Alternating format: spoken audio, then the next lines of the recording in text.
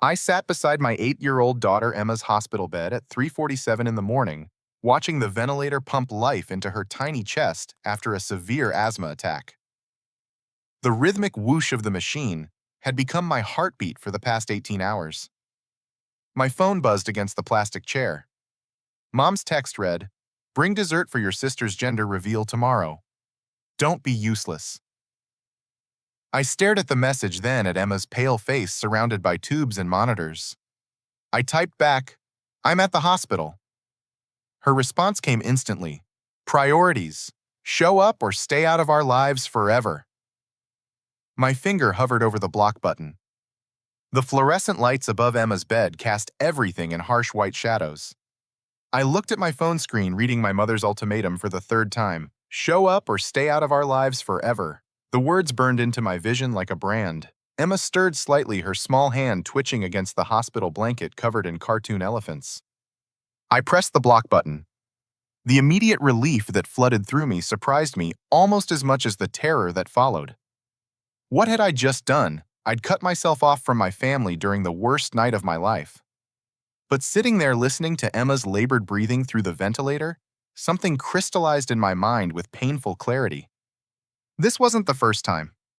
2 years ago, when Emma broke her arm falling off her bike, my mother had insisted I attend Madison's college graduation instead. "Emma will be fine," she'd said over the phone while I sat in another emergency room. "Madison only graduates once. Don't disappoint your sister." I'd left Emma with a babysitter and driven 3 states away to watch Madison walk across a stage for 30 seconds. When my ex-wife Sarah left me 18 months ago, taking half our savings and demanding full custody, my mother's first words weren't sympathy. They were blame. "If you'd provided better, she wouldn't have left. Look at Madison's husband. He just bought her a new BMW." I'd been working 2 jobs at the time, trying to keep up with the mortgage and Emma's medical expenses. Madison had never worked a day in her life. The pattern stretched back further than I wanted to acknowledge. Every scraped knee of Emma's came second to Madison's dance recitals. Every parent-teacher conference got rescheduled for Madison's theater auditions. Emma's first steps were missed because Madison needed help moving apartments. Again. A soft knock interrupted my spiral. Nurse Jenny poked her head through the doorway. She was maybe 35, with kind eyes and scrubs covered in tiny rainbows. "Mr. Brown, I brought you coffee. The good stuff from the staff lounge, not the vending machine swill." I accepted the steaming cup gratefully. "Thank you. That's very kind." "I have 2 kids of my own," she said, checking Emma's monitors with practiced efficiency. 8 and 12. I know that look you're wearing, the one that says the whole world is ending." How do you tell the difference between being a good parent and being a doormat? The question escaped before I could stop it. Jenny paused, her hand resting on Emma's blanket. "A good parent puts their child first. A doormat puts everyone else first and calls it parenting." She adjusted Emma's IV line with gentle precision. "Your daughter's oxygen saturation has been stable for the last 4 hours. The worst is behind us." Relief flooded through me so suddenly I nearly dropped the coffee. "She's going to be okay."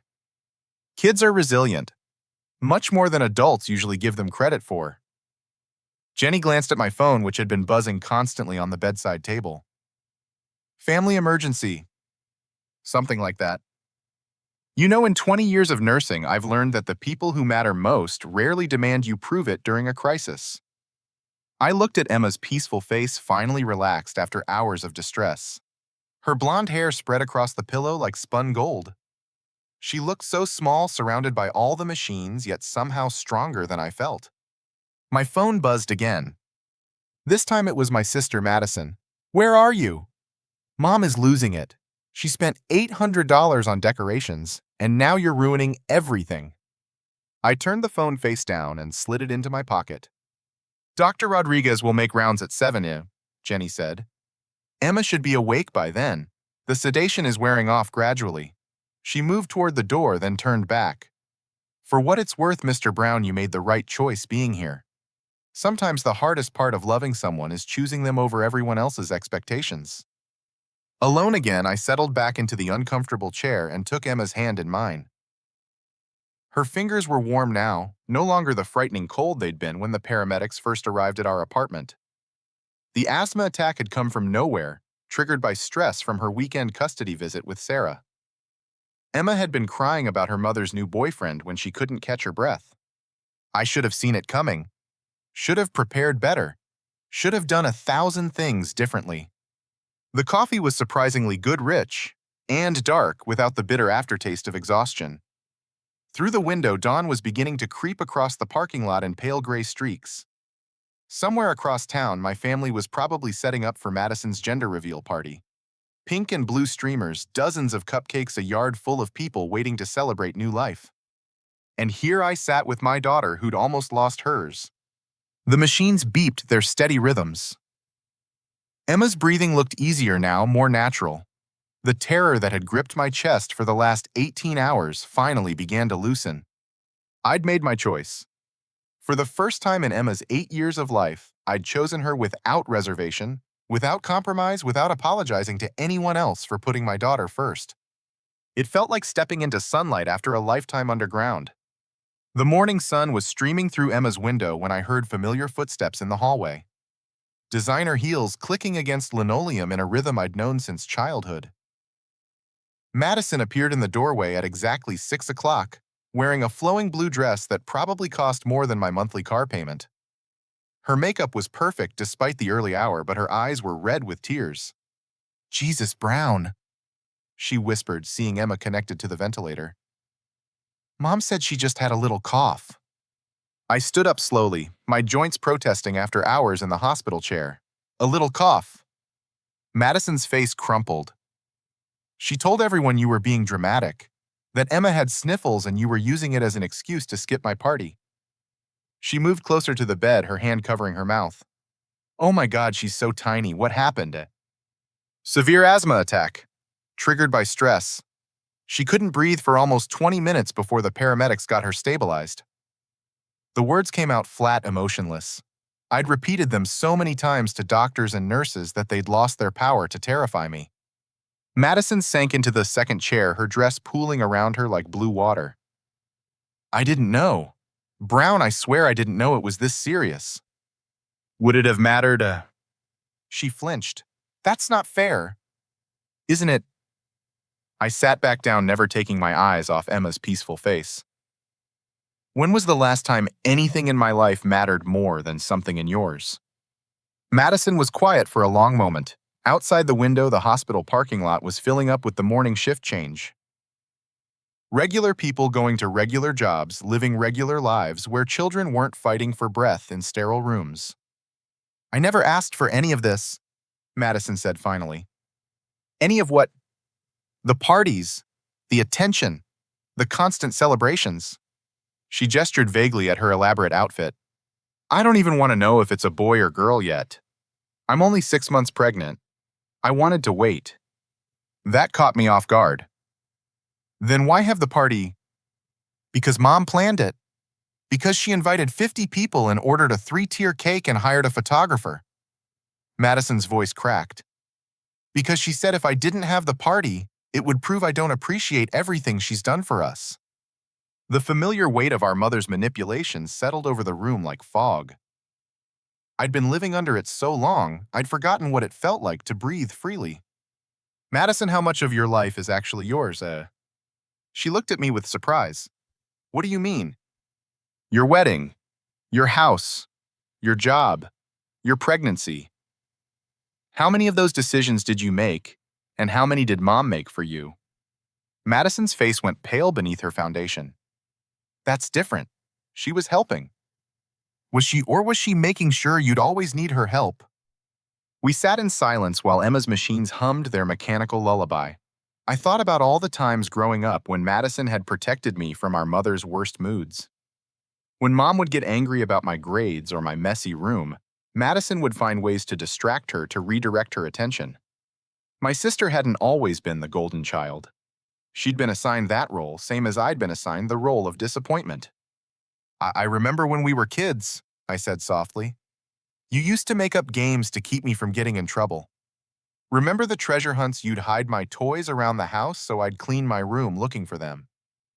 Madison smiled through her tears. You were so messy, but you'd get so excited finding everything. You protected me then. I tried. What changed? Madison looked down at her hands, twisting her wedding ring. College, I guess. Mom started paying for everything. My sorority fees, my apartment, my car. She said it was because I was the responsible one, the one with potential. She paused. Every time I tried to make my own choices, she'd remind me how much she'd invested in my success, how disappointed she'd be if I threw it all away. And now she controls my bank account, my husband's job, the house we live in. Madison's voice dropped to a whisper. I haven't made a real decision in 10 years. Emma stirred slightly, making a soft sound. Both Madison and I leaned forward, but she settled back into sleep. She told everyone you were being selfish, Madison continued, that you'd rather make everyone worry about Emma than celebrate your nephew. Nephew, Madison nodded. It's a boy. I've known for 2 months, but Mom wanted the party anyway. She already bought blue decorations and had the cake made. She laughed bitterly. Even my son's gender reveal isn't really about me. I thought about my phone still turned off in my pocket. Madison, what happens if you don't show up to your own party? Mom will probably disown me. And how is that different from your life now? Madison stared at me for a long moment. Then, without saying a word, she pulled out her phone and started typing. Her fingers flew over the screen with sudden determination. What are you doing? Canceling the party. She kept typing. Telling everyone there's a family emergency and we'll reschedule. She paused, looking at Emma, which isn't a lie. Madison, you don't have to do that. Yes, I do. She finished her message and hit send. You chose Emma today. The least I can do is choose my brother. For the first time in years, I saw glimpses of the sister who used to build blanket forts with me when our parents fought. Who split her Halloween candy with me when I lost mine? Who taught me how to tie my shoes when Mom was too busy to bother? Madison stood up and smoothed her dress. I need to go handle Mom. She's going to lose her mind, but that's not your problem anymore. She leaned down and kissed Emma's forehead gently. Get better, sweetheart. Your aunt loves you. As she walked to the door, Madison turned back one more time. Brown, I'm proud of you. For the first time in a long time, you did exactly what a father should do. After she left, I sat alone with Emma in the growing morning light. The weight I'd been carrying for years felt lighter somehow, as if sharing it had made it manageable. My daughter was going to be okay. And maybe for the first time, so was my family. At 10 o'clock, Emma's monitors began screaming. I jolted awake from the first real sleep I'd gotten in 36 hours, immediately alert as alarms filled the room. Emma's breathing had become labored again, her chest working harder against the ventilator's rhythm. The numbers on her oxygen saturation monitor were dropping fast. Within seconds, the room flooded with medical staff. Dr. Rodriguez, a woman in her 50s with graying hair and steady hands, took charge immediately. Mr. Brown, I need you to step out into the hallway, please. What's happening? She was fine an hour ago. We'll explain everything as soon as we know more. Please let us work. I found myself pushed into the bustling hospital corridor, watching through the glass as a team of nurses and doctors swarmed around Emma's tiny form. Her numbers continued dropping on the monitors visible through the window. My hands shook as I gripped the doorframe. Sir, you need to move away from the door. A security guard gently guided me further down the hall to a small waiting area.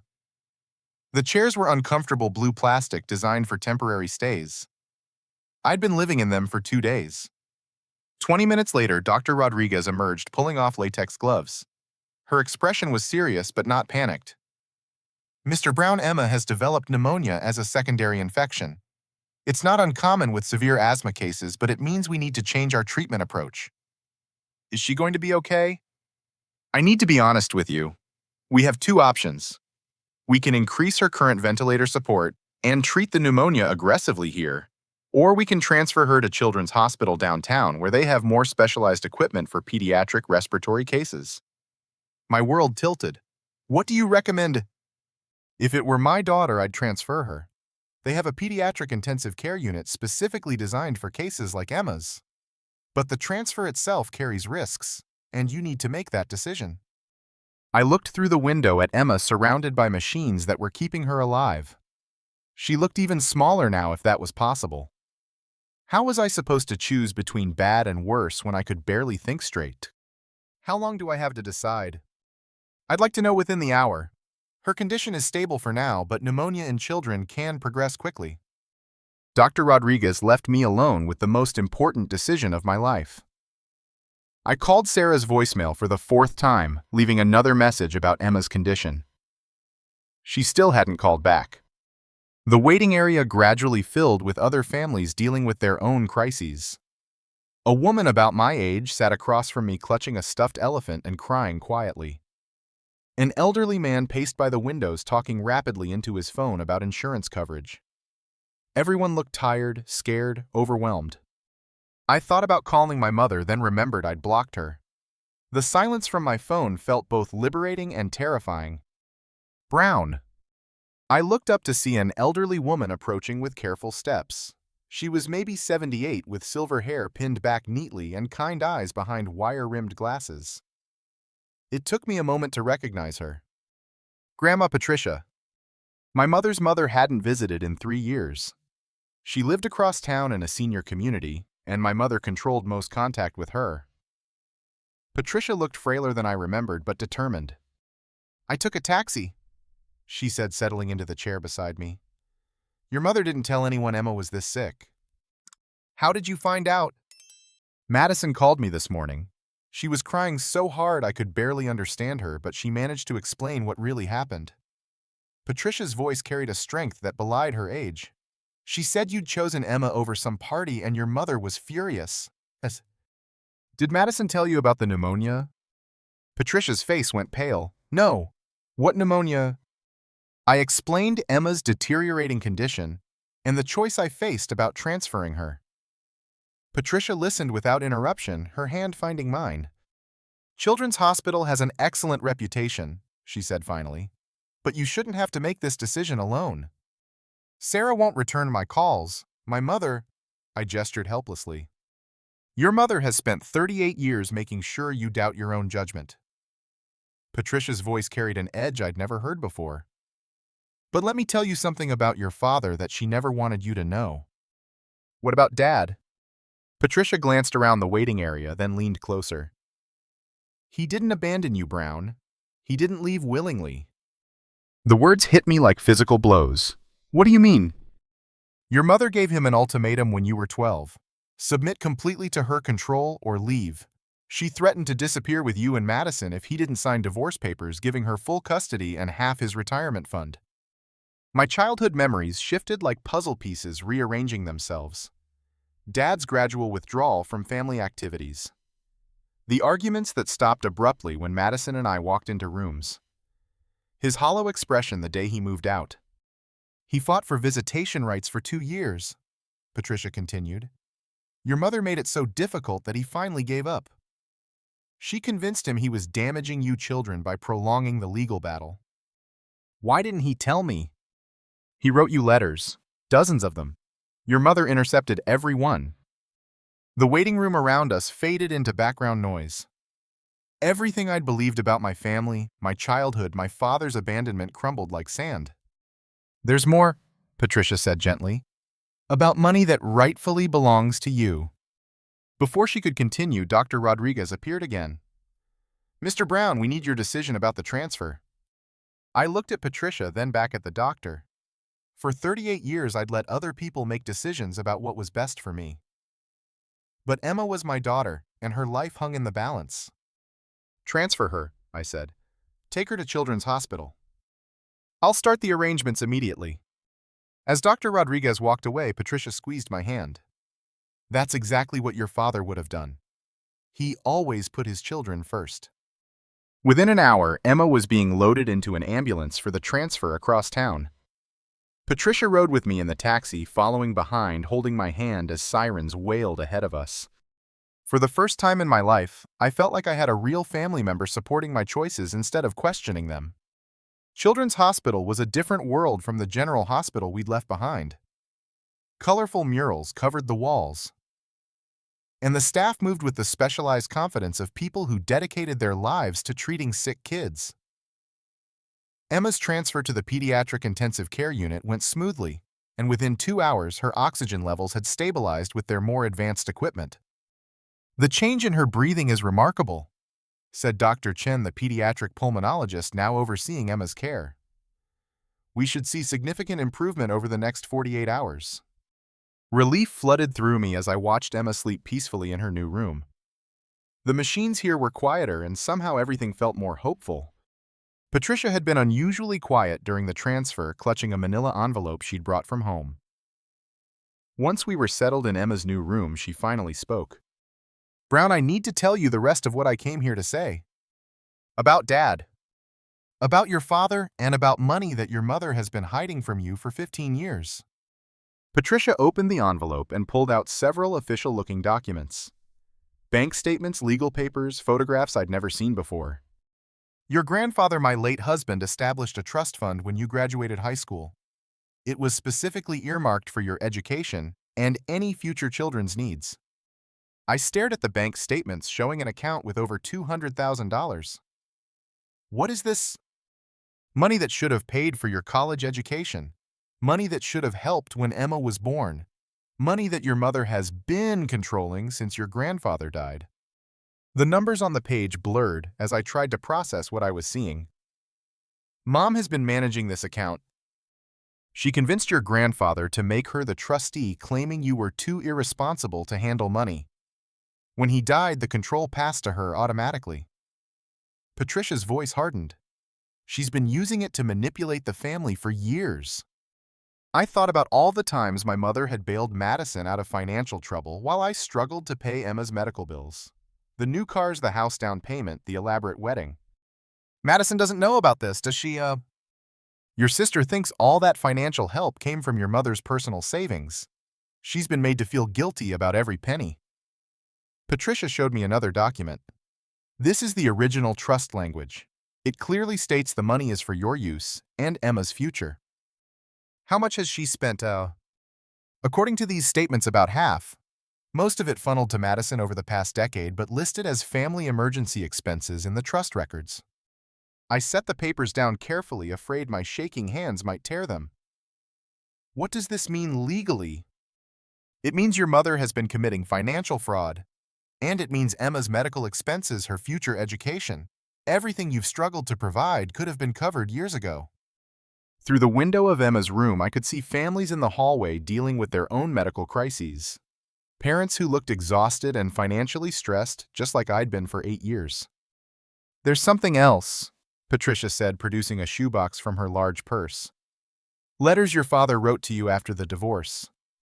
My hands trembled as I opened the box. Dozens of envelopes, all addressed to me in handwriting I dimly remembered. The postmarks showed they'd been sent regularly for 5 years after he left. I opened the first letter, dated 6 months after Dad moved out. "Dear Brown, I hope you can understand someday why I had to leave. It wasn't because I didn't love you and Madison. I loved you both more than my own life. But staying meant watching your mother destroy all of us, including herself. I pray that you'll grow up strong enough to break free from the patterns I was too weak to fight.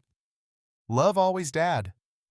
The letters chronicled his attempts to maintain contact, his frustration with the legal system, his growing desperation as months turned into years without seeing his children. The last letter was postmarked just before my 18th birthday. "I know you're becoming a man now, and I won't burden you with more attempts at contact. But if you ever need me, ever want to know the truth about what happened to our family, I'll be here. You have a strength I never had. Use it to protect the people you love." "He died 2 years ago," Patricia said softly. "Heart attack. He never stopped hoping you'd reach out." Emma stirred in her bed, making small sounds as she started to wake up. I wiped my eyes quickly and moved to her side. "Daddy?" Her voice was hoarse but clear. The ventilator had been replaced with a simple oxygen mask that allowed her to speak. "I'm here, sweetheart. How are you feeling?" "Better. The machines aren't as scary here." She looked around the colorful room with interest. "Is that great-grandma Patricia?" "Yes, baby. She came to visit you." Emma smiled weakly. "She has nice eyes." Patricia moved closer to the bed. "Hello, Emma. I've been wanting to meet you properly for a long time." Daddy, why didn't great-grandma visit before? The question hung in the air like smoke. How do you explain family dysfunction to an 8-year-old fighting pneumonia? Sometimes grown-ups make complicated decisions that don't make sense to children, I said carefully. Like when grandma gets mad about parties instead of caring about sick people's. Patricia and I exchanged glances. Emma understood more than I'd given her credit for. Yes, sweetheart, like that. Great-grandma Patricia. Emma's voice was getting stronger. Will you stay with Daddy while I sleep? He looks scared. Patricia smiled, the first genuine smile I'd seen from her all day. Of course, dear one, I'll stay as long as your daddy needs me. As Emma drifted back to sleep, I sat holding the letters from my father and staring at financial documents that could have changed our entire lives. Patricia sat beside me, providing the steady presence I'd needed for 38 years. What do I do now? I asked. Now you take control of what's rightfully yours. You make decisions based on what's best for Emma, not what keeps other people happy. Patricia's voice was firm. And you start by having a conversation with your mother about returning control of that trust fund. Outside Emma's window, the sun was setting over the city. Somewhere across town, my mother was probably furious about the canceled party and my continued absence. But for the first time in my adult life, her anger felt like someone else's problem. I had a daughter to protect and a future to build. I was reading Emma one of the books Patricia had brought when Sarah appeared in the doorway. My ex-wife looked exactly as beautiful as the day she'd left, her dark hair pulled back in a ponytail, wearing the blue sweater I'd bought her for our last anniversary. But her eyes were red from crying and exhaustion. I got your messages, she said quietly. I drove straight here from Phoenix. Emma's face lit up despite her oxygen mask. Mommy! Sarah approached the bed, carefully taking in all the medical equipment with obvious shock. Hi, baby girl, Mommy's here now. I couldn't breathe, but Daddy stayed with me the whole time. Sarah looked at me over Emma's head, and I saw something I hadn't seen in 2 years: respect. Mr. Brown did exactly what a good father should do, she said, stroking Emma's hair. Patricia stood from her chair beside the window. You must be Sarah. I'm Patricia Brown's grandmother. Oh, I didn't know you were here. I came as soon as I learned about Emma's condition. Unlike some family members, I believe medical emergencies take precedence over social events. The pointed comment wasn't lost on Sarah. She'd always been uncomfortable with my family's dynamics, but she'd never openly challenged them. Sarah, can we talk privately? I asked. We stepped into the hallway, leaving Patricia with Emma, who was already showing her great-grandmother the buttons that controlled her bed height. She looks better than I expected from your voicemails, Sarah said. The transfer to Children's Hospital made a huge difference. She should be able to go home in a few days.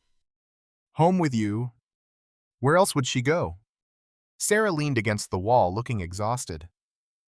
Brown, I need to tell you something about why I really left. You don't owe me explanations. That's in the past. No, it's not. Because your mother made sure it would never be in the past. I felt my stomach drop. What do you mean? When we started having problems, when money got tight after Emma's first hospitalization, I was scared.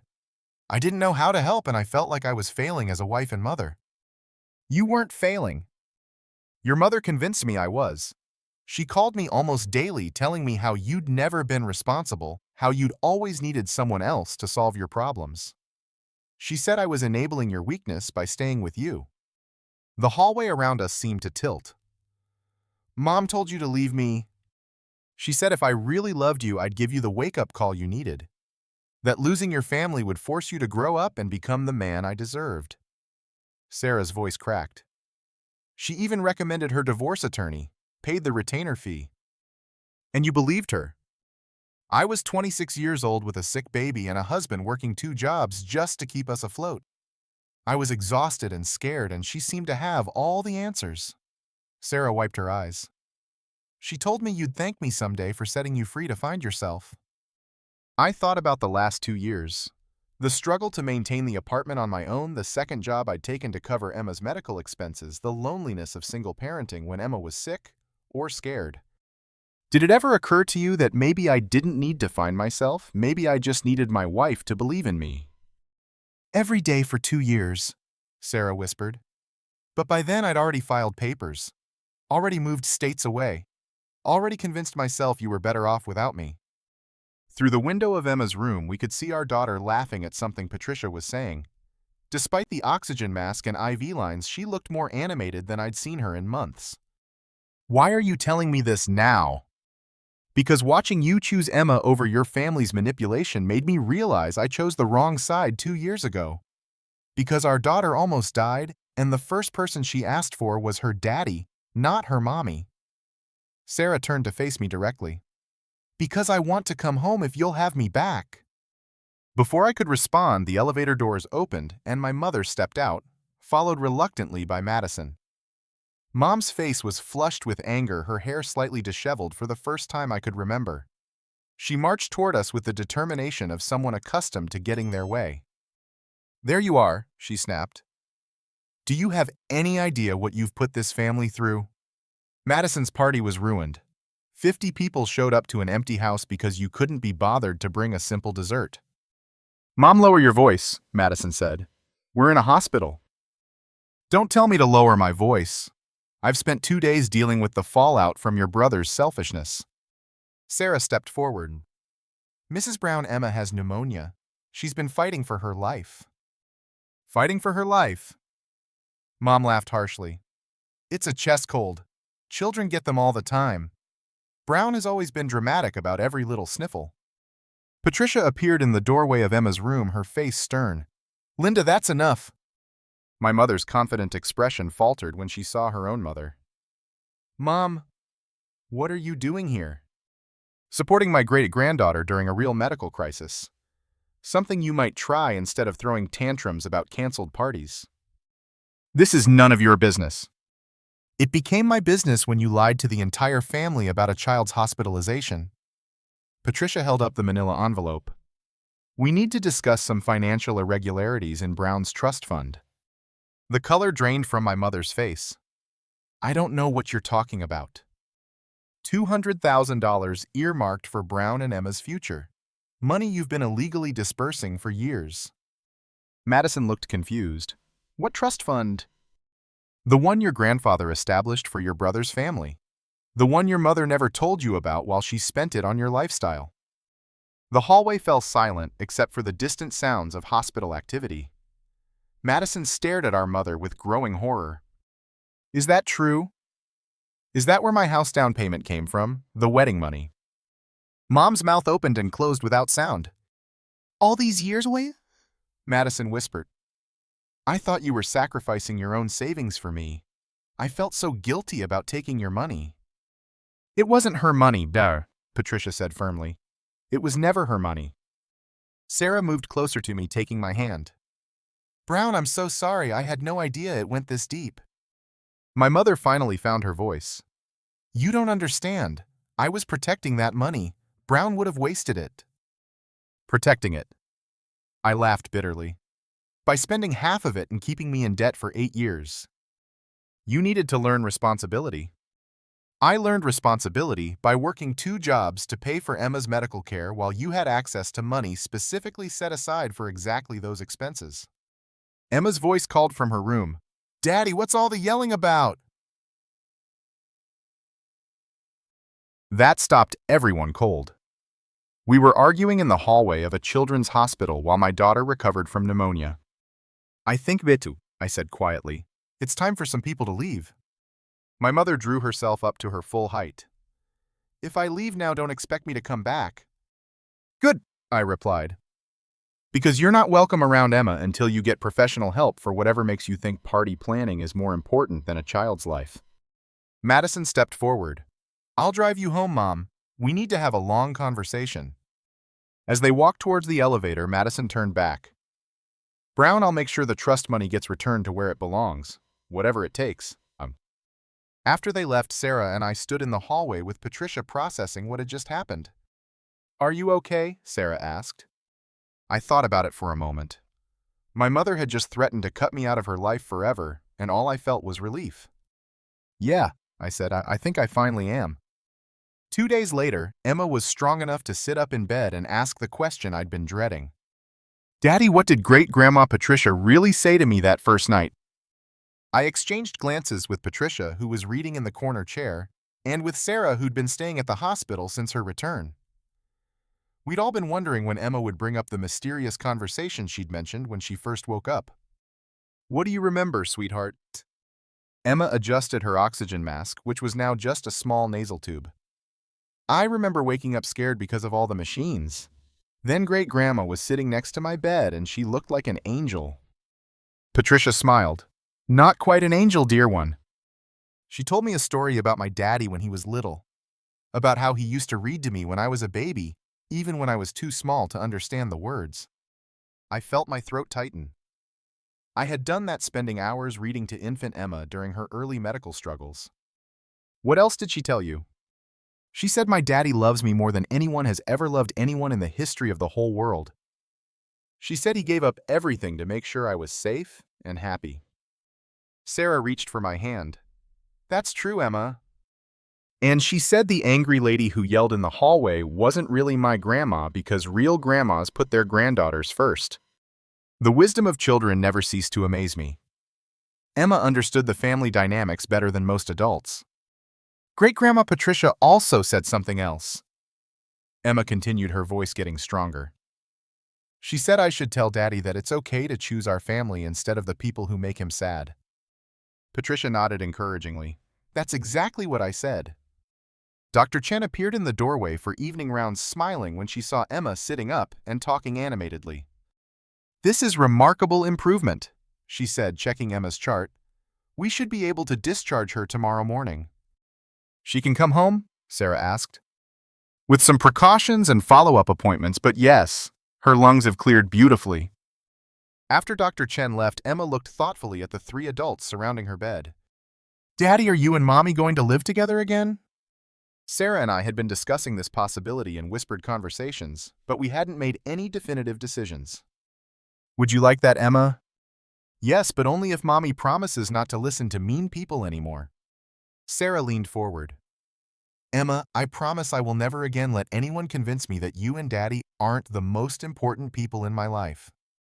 And Daddy promises to keep choosing us instead of people who want him to feel bad." "I promise, sweetheart." Emma settled back against her pillows with satisfaction. "Good. Then we can be a real family again." That evening, after Emma fell asleep, Patricia showed us the legal papers she'd been preparing with her attorney. "The trust fund will be transferred back to Brown's control within the week," she said. "Your mother's access has been revoked permanently."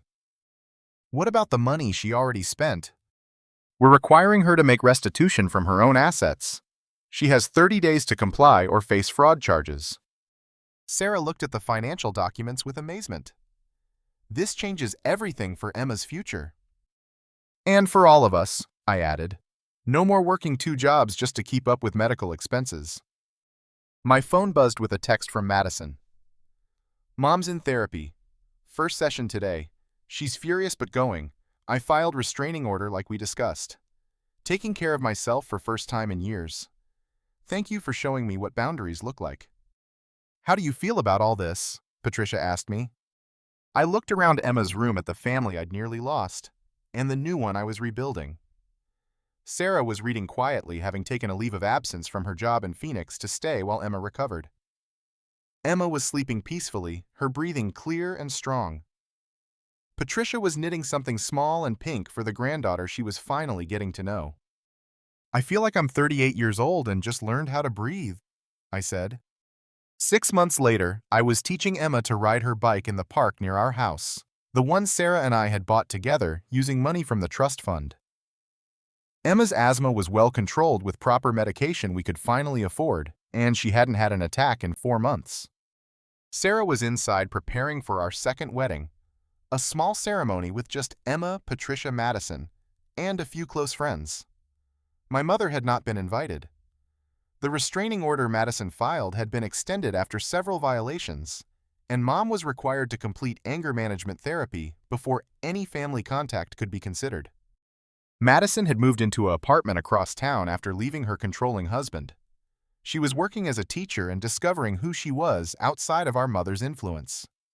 She and Emma had developed a close relationship, and Madison was teaching her nephew-to-be, due in 2 months, how to be a loving aunt. "Daddy, look," Emma called, pedaling her bike independently for the first time. I'm doing it. You're doing great, sweetheart. As I watched my daughter ride in happy circles, I thought about the night in the hospital when I'd made the hardest choice of my life. Choosing Emma over family expectations had felt like the end of the world. Instead, it had been the beginning of understanding what family really meant. Real family doesn't make you choose between love and loyalty. Real family doesn't hold medical emergencies hostage to social obligations. Real family shows up when you need them most, not when it's convenient for them. Emma rode back to me, her face glowing with pride and exertion. Can we call Mommy and Great-Grandma Patricia to come watch? Of course we can. As we walked toward the house together, Emma's small hand in mine, I realized that blocking my mother's number that night hadn't been about cutting off family. It had been about finally learning to recognize the difference between family and people who share your blood. The people who matter most rarely demand you prove it during a crisis. They just show up with love. The morning of Emma's discharge from the hospital, my mother appeared outside the main entrance with a massive bouquet of flowers and an envelope that probably contained an apology letter. I saw her through the lobby windows as we waited for the discharge paperwork to be completed. Brownie, Sarah said quietly. Do you want to handle this? Emma was in a wheelchair per hospital policy, wearing her favorite purple dress and clutching a stuffed elephant the nursing staff had given her as a going-home present. She looked healthy and happy, a completely different child from the one who'd been fighting for breath 4 days earlier. Emma, would you like to see your other grandmother before we leave? Emma considered this seriously. Is she still angry about parties, eh? I don't know, sweetheart. Then I'd rather go home and see my room. But you can talk to her if you want, Daddy. I walked outside alone, leaving Sarah and Patricia with Emma in the lobby. My mother thrust the flowers toward me immediately. These are for Emma, and this is for you. She held out the sealed envelope. What does it say? That I realize I was wrong. That I understand why you made the choices you did. I took the letter but didn't open it. Mom being wrong and taking responsibility for being wrong are two different things. I'm here, aren't I? I'm apologizing. Are you trying to manage the situation so things go back to the way they were? My mother's face flushed. I don't understand the difference. The difference is that real apologies come with changed behavior. Real apologies don't blame other people for misunderstanding your intentions. I looked at the envelope. Does this letter acknowledge that you spent money that belonged to Emma and me? Does it take responsibility for lying to the family about Emma's condition? Does it recognize that you tried to sabotage my marriage? Brown, those situations were more complicated than... Tamamia, I held up my hand. Right there. That's not taking responsibility, that's justifying. Through the lobby windows, I could see Emma laughing at something Patricia was saying.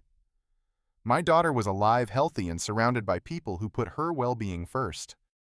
I'm willing to have a relationship with you under specific conditions, I continued. You complete the therapy program Madison told me you started. You make full restitution for the trust fund money. And any future contact with Emma happens with supervised visits until you demonstrate that you can prioritize her needs over your own convenience. My mother's expression hardened. Those aren't conditions, those are ultimatums. Yes, they are.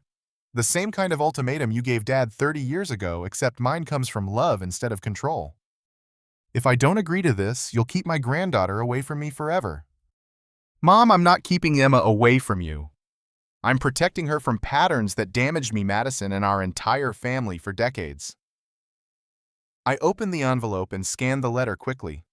It was full of phrases like Murs, I'm sorry you felt, and you misunderstood my intentions. I handed it back to her. This isn't an apology, it's a negotiation. When you're ready to take actual responsibility for your actions, we can have a real conversation.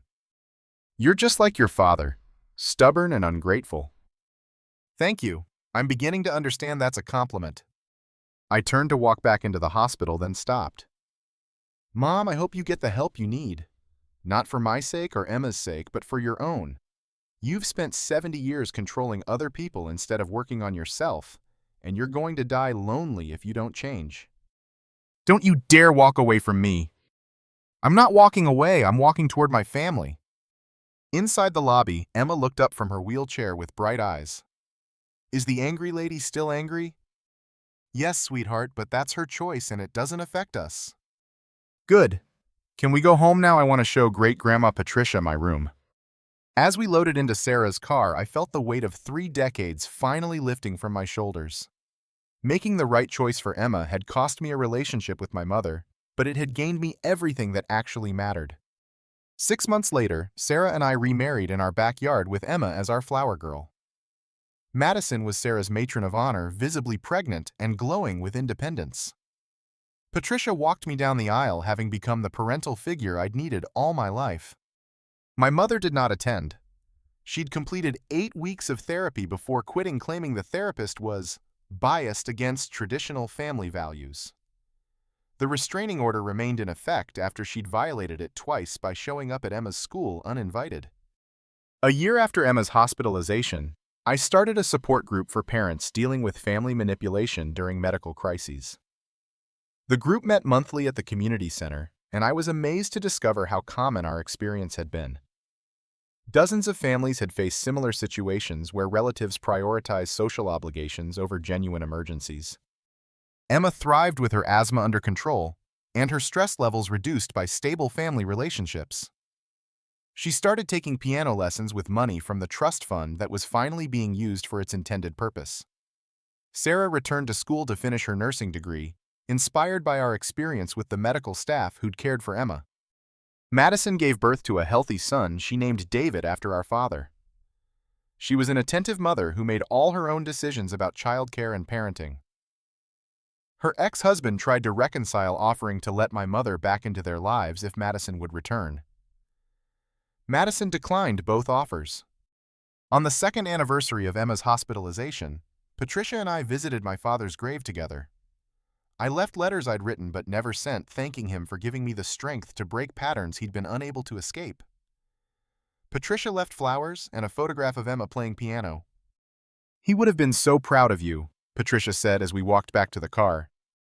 I used to think strength meant keeping everyone else happy, I replied. Now I know it means protecting the people you love, even when it makes other people angry. As I tucked Emma into bed that night, she asked me the question she'd been asking regularly since her recovery. Daddy, what's the most important thing you learned from when I was sick? I'd given different answers before: the importance of trusting doctors, the value of real friends, the strength that comes from facing your fears. But tonight I had a new answer. I learned that real family isn't who shares your blood, sweetheart. It's who shares your burdens and celebrates your joys without keeping score. Like how Great-Grandma Patricia came to the hospital even though it was hard for her. Exactly like that. And like how Mommy came back from far away when she knew I needed her. Yes. And like how you chose to stay with me instead of going to a party. Most like that, Emma, because sometimes loving someone means disappointing everyone else. Emma smiled sleepily. I'm glad you chose me, Daddy. Every time, sweetheart, every single time. The next morning brought sunshine and the sounds of our household preparing for a normal day. Sarah making coffee in the kitchen, Emma practicing piano in the living room, Patricia reading the newspaper in her favorite chair by the window. The trust fund had allowed us to buy a house with room for everyone who mattered, and I'd never taken a single peaceful morning for granted since Emma's recovery. My phone buzzed with a text from Madison. David took his first steps yesterday. Emma was right. Being a real family means showing up for the good stuff, too. Thanks for teaching me what that looks like. I had learned that the hardest part of loving someone isn't what you have to do for them. It's what you have to stop doing for everyone else. Real love requires boundaries, and boundaries require courage. But on the other side of that courage lies the kind of peace that can only come from knowing you've chosen correctly when choosing mattered most. The people who love you will understand your priorities during a crisis. The people who don't understand those priorities are showing you exactly how much your peace is worth to them. Now I want to ask you something, because this story isn't just about me and Emma. How many of you have faced similar choices between family expectations and protecting the people you love most? How many times have you been made to feel selfish for putting your children's actual needs ahead of other people's social demands? And for those of you who are parents, what would you have done in that hospital room when your child needed you and family demanded you be somewhere else?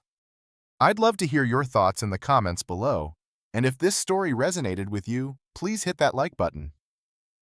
Your support means everything to creators like me who share these difficult family stories.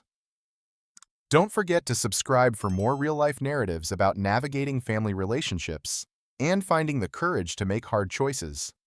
And please share this video with anyone who might need to hear that putting their children first isn't selfish.